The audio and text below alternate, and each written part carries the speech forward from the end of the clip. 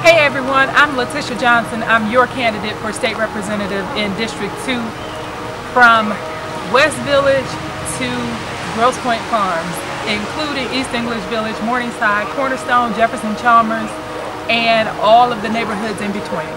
So Latisha, thank you for coming out Absolutely. and participating. You know, you helped us with the Morningside as far as the Dopper block and doing the cleanups. I wanted to ask you, by me doing work with you, I want to know why you running for state rep for District 2 at this time. I'm running because we need change. You know, not happy with what I'm seeing in the city, especially on the east side. We need to make sure we help to empower our residents and improve our communities. I'm running because our education system is absolutely horrible. I grew up in the city of Detroit on the east side, graduated from Detroit Public Schools, and I realized the importance of having a good quality education. I'm the 5th of 8 children, and I'm the first one in my family to get a college degree. Wow. Okay. So what do you plan on doing in terms of improving the educational system? Because we're seeing, like, specifically in the city of Detroit, with all the high schools that have been getting closed down at a random rate due to the assessments, the test assessments of the schools and stuff like that. What do you plan on doing? So we need to first stop closing neighborhood schools, because we're seeing that our kids don't have schools that they can go to close to their neighborhoods. When we look at the charter schools that are coming on board, we're funding them at the same level that we fund public school education, but the standards are not being met. So we have charter schools that don't provide education for special needs children. And so we have all these kids in the neighborhoods that are trying to figure out where they're going to school, not to mention how they're getting there. So one of the first things we need to focus on is making sure that we have early childhood learning centers for our young kids, because believe it or not, kids that come from low-income households hear on average 300 words a day. Kids that come from middle-income households hear 3,000 words a day, and that makes a tremendous difference in how our kids learn how to put words together and understand words. So we need to make sure that we have all the resources that we're given to our parents and our kids for them to be able to grow up and be successful in life, and we know it starts with education. Okay. Now, my next question is the insurance. Okay.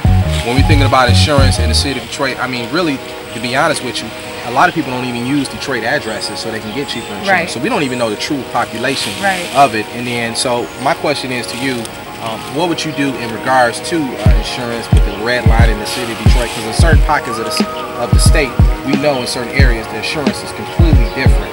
So how can we change that? Because this has been one of the major concerns of people in the city of Detroit in terms of the insurance rate. They're not using their address in the city of Detroit. That means what? They can't vote in the city of Detroit, right? That's correct. So we need to make sure that we address the real issues. The real issues are the territorial rating. When you can dictate what my auto insurance rate is going to be based on my zip code, it has absolutely nothing to do with me, let alone nothing to do with my driving record, right? So that is discriminatory. It's a practice that's being used, and we need to stop them from using it. We need to make sure that fraudulent claims are being addressed, and we reduce the fraudulent claims that happen, because we end up all paying for people who say, okay, I was hurt in an automobile accident, and they really weren't. So we have to address that. We also have to work on containing costs from automobile accidents. Those 3 things are the reasons that our insurance rates are really high. But of course, in the city of Detroit, it has all to do with the redlining that plays a huge role, and it's discriminatory. And my whole platform is about addressing systemic policies that perpetuate oppressive conditions. Because when you have to pay excessive auto insurance rates, that means you're having difficulty paying for medication, paying for food, paying for housing, all of those things. So we have to definitely make sure we address that. And I guess my last question would be, here in the city of Detroit, when we think about also, there's been a big promotion and big talk about gentrification. About how downtown developers are coming to the city of Detroit. They're developing but people that have been natives and been Detroit residents all their life are not being included. How do we keep residents in the city of Detroit? How do we sustain the whole thing of them being permanent residents and not being excluded out because they can't afford to live here? So what are your goals and what are your plans for that? So quality affordable housing is another one of the issues I want to tackle because of everything that you just said, right? So from a state legislative perspective, we have to make sure that we continue to extend and expand the neighborhood enterprise zone, the NEZ, which reduces our local tax rates. We have to make sure that people within our communities have access to the poverty tax exemption application. And we don't make it so cumbersome that people don't understand it and that people are not applying for it. But I want to take it a step further. I want to make it where people are allowed to be exempt for 3 years prior, so that we make it retroactive, and that they don't have to apply every single year unless their income changes, right? Because if we know that you were at a poverty level 1 year and your income hasn't changed, then you can continue to receive the exemption. Another issue is when we look at quality affordable housing and we give millions of dollars to developers to develop property in the city of Detroit, it's not affordable for Detroiters because they lump us in with Livonia and Warren. And so an affordable home that's being developed today is for somebody that makes about $56,000 a year. The average Detroiter makes $26,000 a year. So I want to make it a requirement that when you are developing a property in the city of Detroit or whatever municipality you're developing in, you have to make sure that the rates are affordable for the people that live in that municipality. I do want to ask you this last question. For the people in the city of Detroit that are able to vote for you, that stays in your district, what's going on?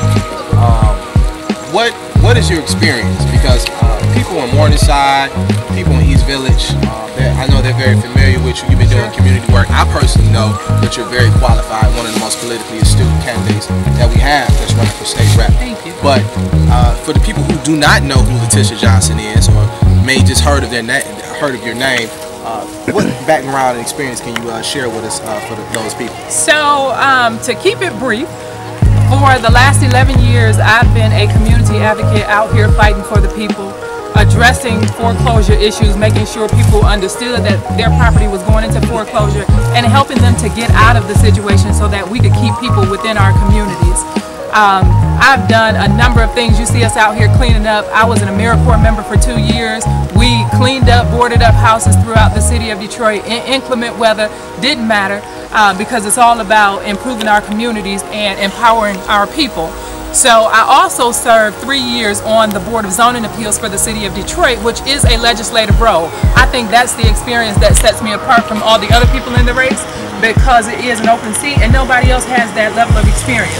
I also have a finance degree from the University of Michigan, so I think, you know, all of that experience coming together makes me the best candidate because I will be the voice of the people. I understand legislation and I'm going to fight for the people. Okay. Well, y'all heard it from her, straight from her mouth. Please get out and vote on August 7th. Polls are already, they're doing satellite voting right now, so you can actually go to the polls and vote now. But please, if you are in her area, make sure you vote for this lady. TPA will be endorsing her. She's a tremendous lady. As you can see, she's out here right now in the rain doing some grassroots work. And that says a lot about her character. She didn't have to come out here, but she came because it's the right thing to do for the people. You know, she definitely believes in community work. So peace and love. Amen. And that's Pastor Mo, LRP.